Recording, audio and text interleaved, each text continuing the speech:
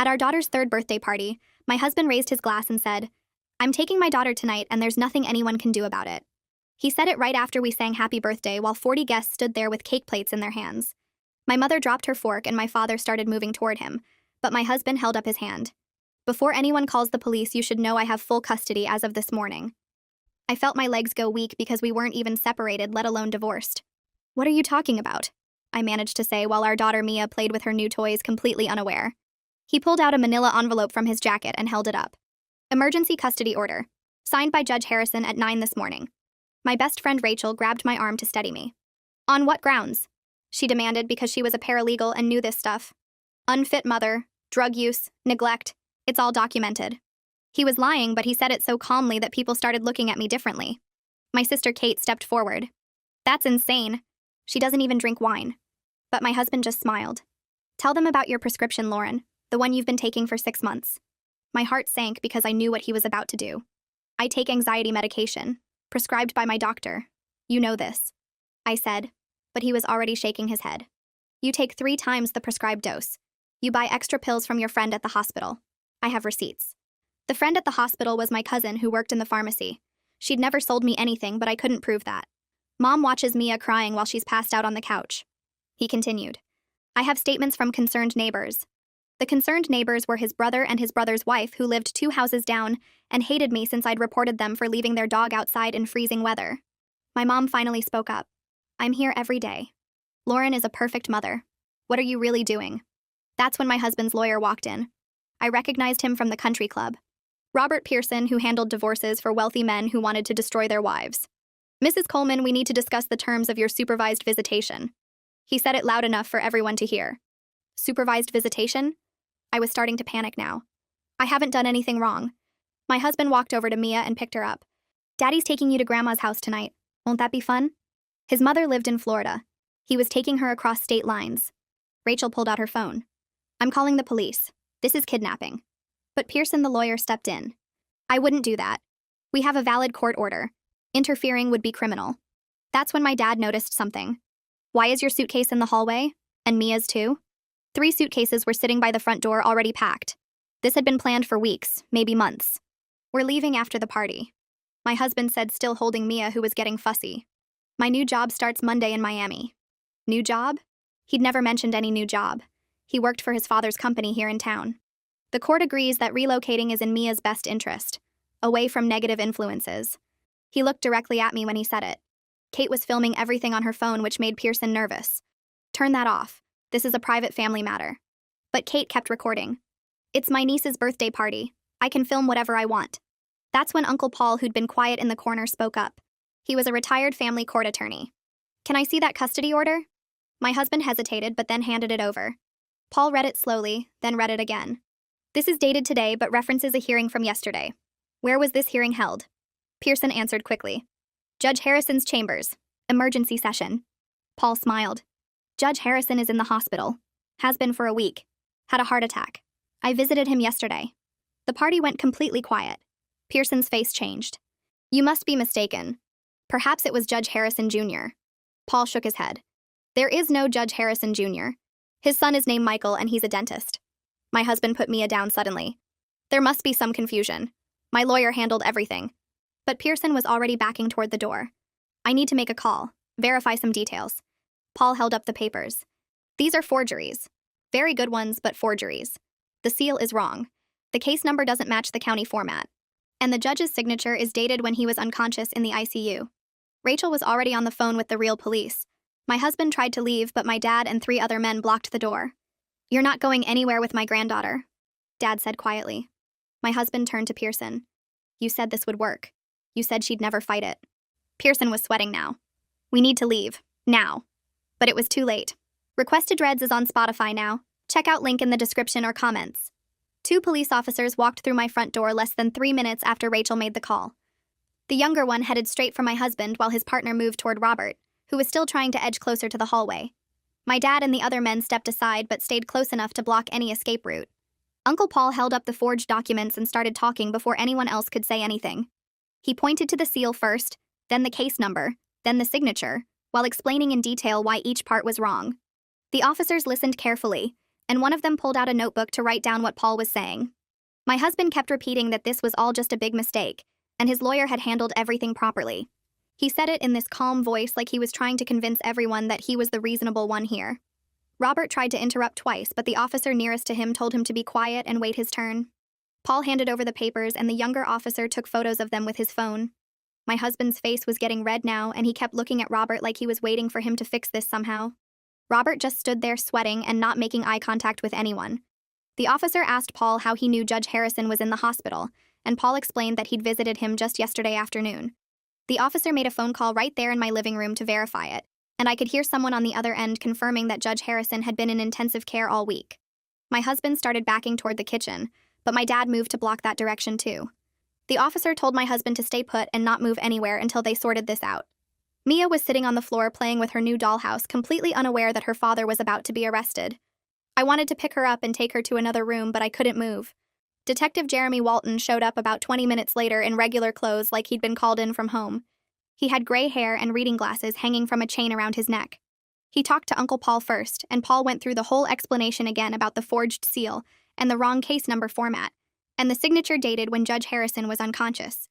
Jeremy wrote everything down in a small notebook and asked Paul specific questions about court procedures and document formats. Then he talked to Rachel, who showed him her phone with the video Kate had recorded.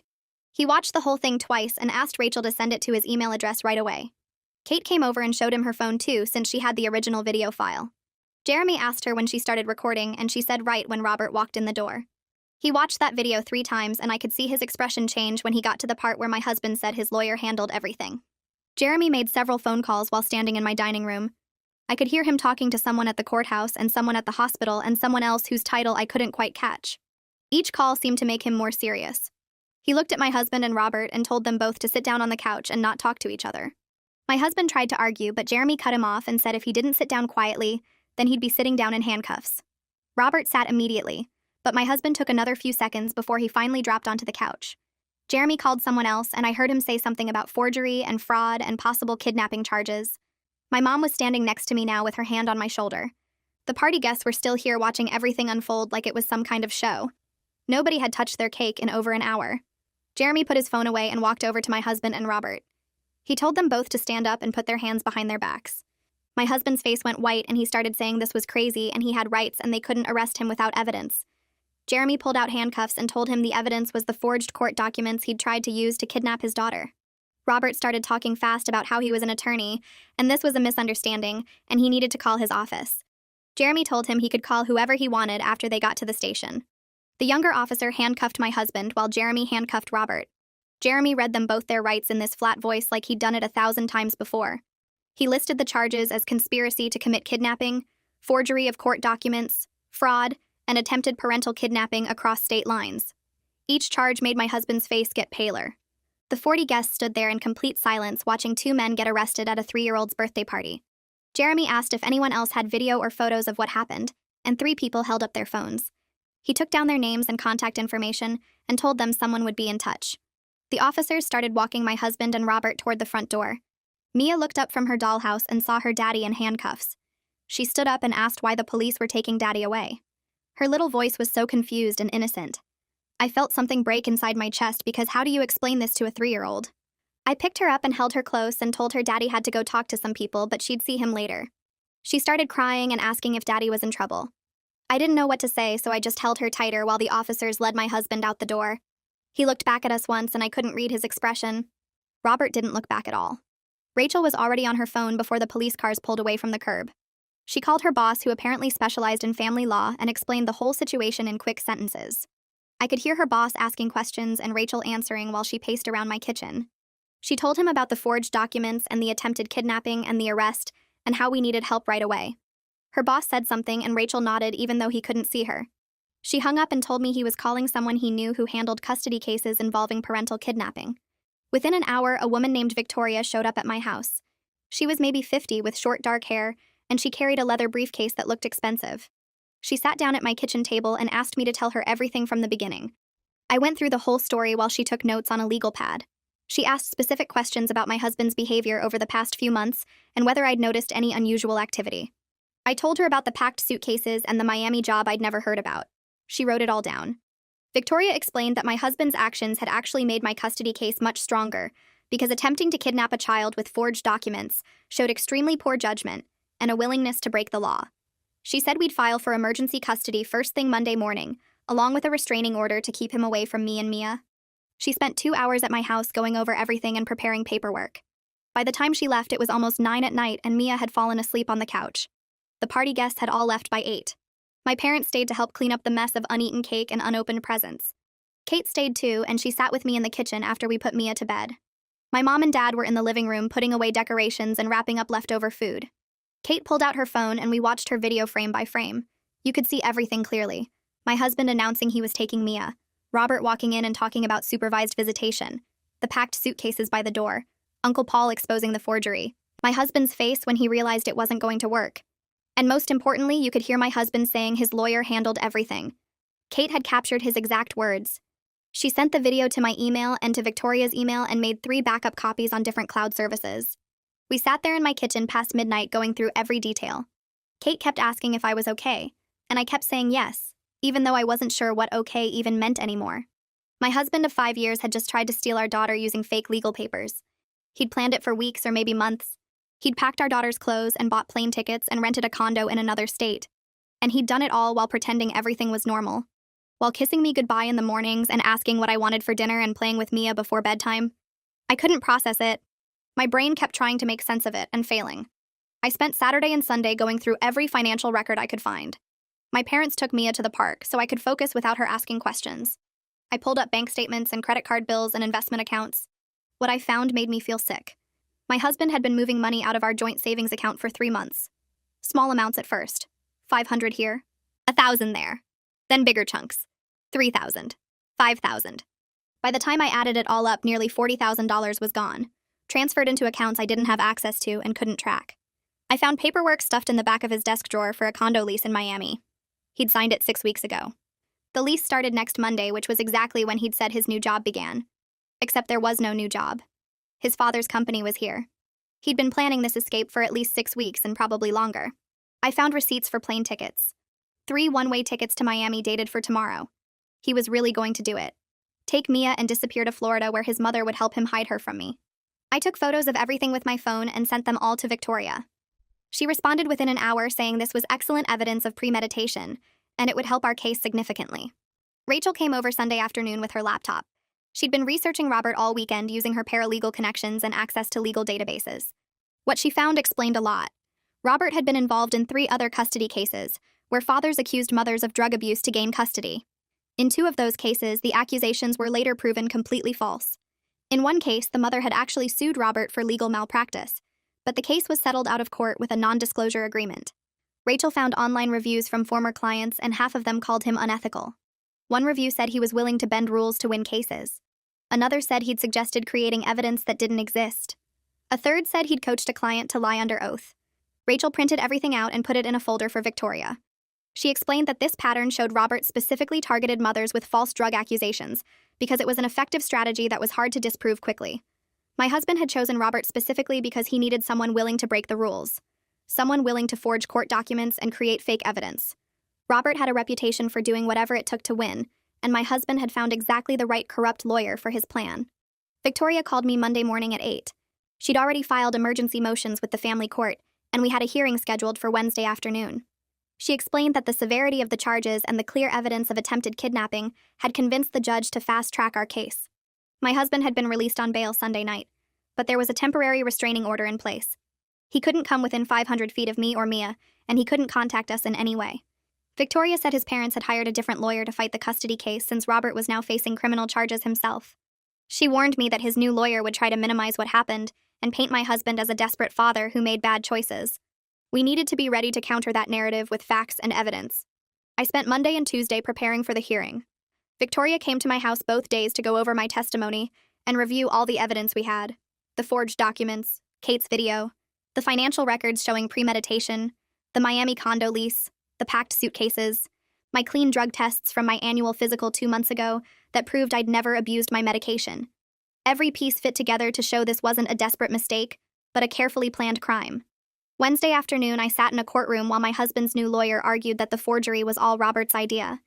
He claimed my husband was just a worried father who wanted to protect his daughter from my supposed drug problem.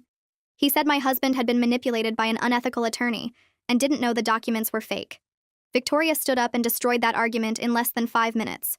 She presented the Miami condo lease signed 6 weeks ago, the financial records showing systematic money transfers over 3 months, the packed suitcases that proved he was ready to leave immediately, the plane tickets purchased 2 weeks before the birthday party. Every piece of evidence showed planning and intention. Then she presented my drug test results from my annual physical proving I'd never abused my anxiety medication. My doctor had even written a letter confirming I took my prescription exactly as directed and had never asked for early refills or shown any signs of addiction. Victoria played Kate's video for the judge showing my husband's own words admitting his lawyer handled everything. The judge watched it twice. The hearing took 53 minutes total. Judge Victoria sat at her bench reviewing Uncle Paul's written analysis of the forgery. She watched Kate's video 3 times. She read my doctor's testimony and looked at my clean drug test results. She examined the Miami condo lease and the financial records and the plane tickets. Then she looked at my husband and asked him directly if he'd known the custody documents were forged. His lawyer tried to answer for him, but the judge said she wanted to hear from my husband himself. He said he'd trusted his lawyer and didn't know the documents were fake. Judge Victoria asked him about the Miami condo and why he'd signed a lease 6 weeks ago if this was a sudden, desperate decision. He didn't have a good answer. She asked about the $40,000 he'd transferred and the packed suitcases and the plane tickets. He kept saying he'd been trying to protect Mia from my drug problem, but he couldn't explain why he'd been planning for months if it was really an emergency. Judge Victoria granted me temporary full custody with supervised visitation only for my husband. She said he could see Mia 2 hours per week at a supervised visitation center with a court-appointed monitor present. She looked genuinely angry when she talked about the forged documents. She said forging court papers and a judge's signature undermined the entire legal system and showed a complete disregard for the law. She said my husband had traumatized his daughter and destroyed any trust that existed in his marriage. She set another hearing for 3 months later to review the custody arrangement, but made it clear that his actions had seriously damaged his case for any kind of shared custody in the future. 2 days after the custody hearing, Kate called me while I was making lunch for Mia. She told me Detective Walton wanted to search Robert's office and needed to know if I had any other information about him. I gave her everything Rachel had found online about his previous cases and the reviews from angry clients. The detective got a search warrant that afternoon and went through Robert's files with 2 other officers. They found templates on his computer for fake custody orders with blank spaces where he could fill in names and dates. There were 6 other case files where he'd created fake documents for clients who wanted to take kids from their ex-wives.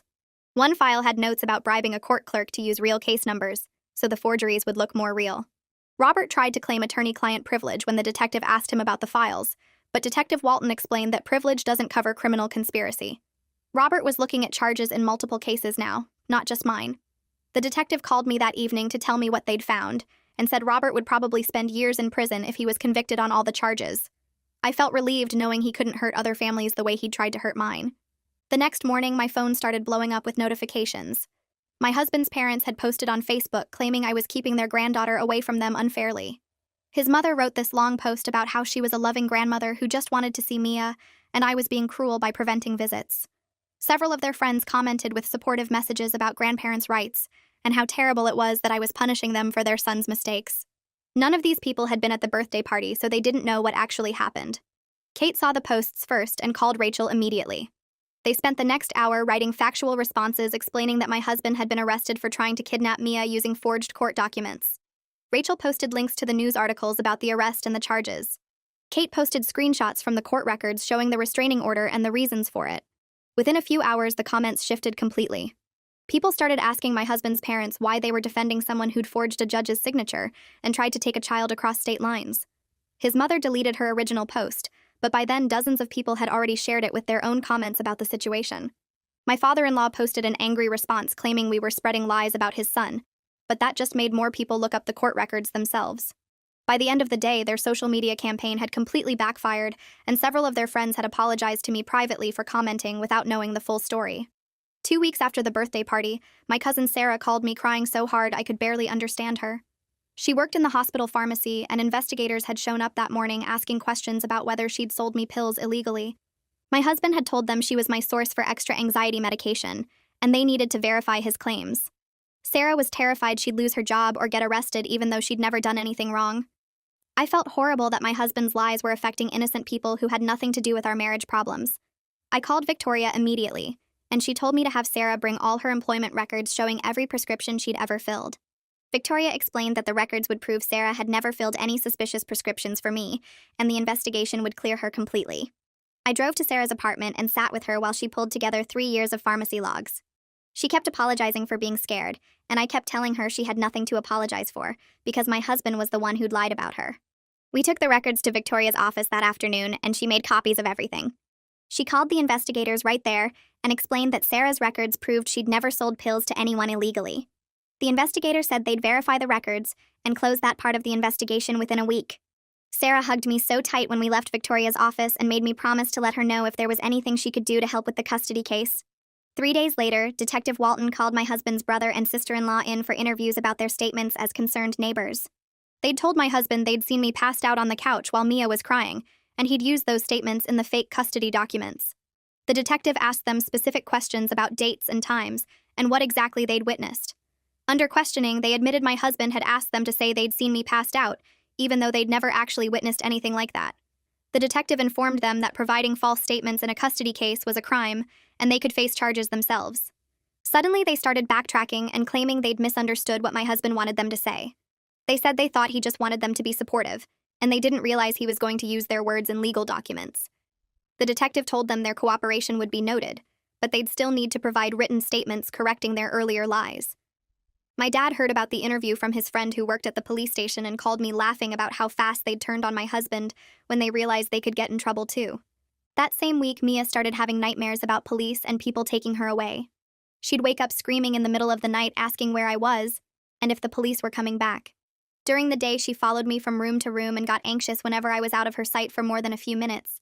I couldn't even go to the bathroom without her standing outside the door asking if I was still there.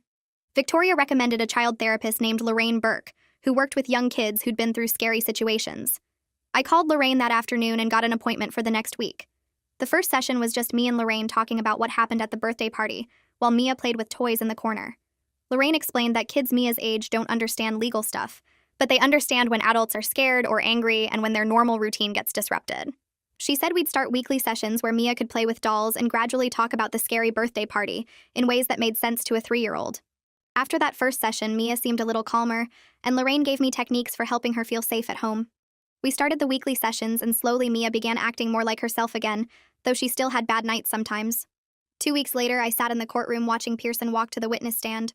The prosecutor had made a deal with him, and now he was testifying against my husband in exchange for a lighter sentence. Pearson looked older than I remembered from the birthday party, and he kept his eyes down as he was sworn in.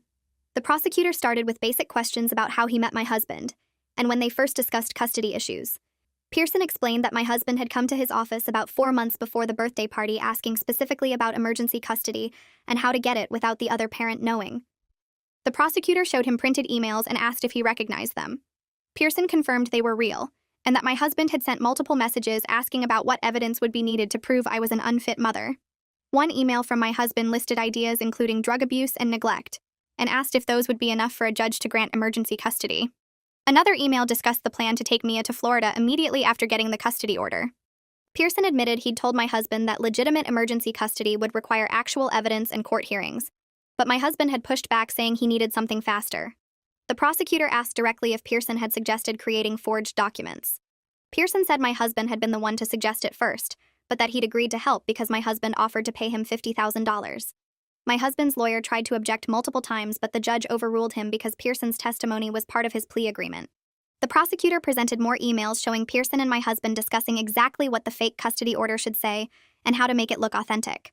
My husband had provided all the false information about my supposed drug problem and the concerned neighbor statements from his brother. Pearson had taken that information and created the forged documents using templates he'd developed for other cases. The defense lawyer tried to argue during cross-examination that Pearson was lying to get a better deal for himself, but the emails made it impossible to deny what had happened.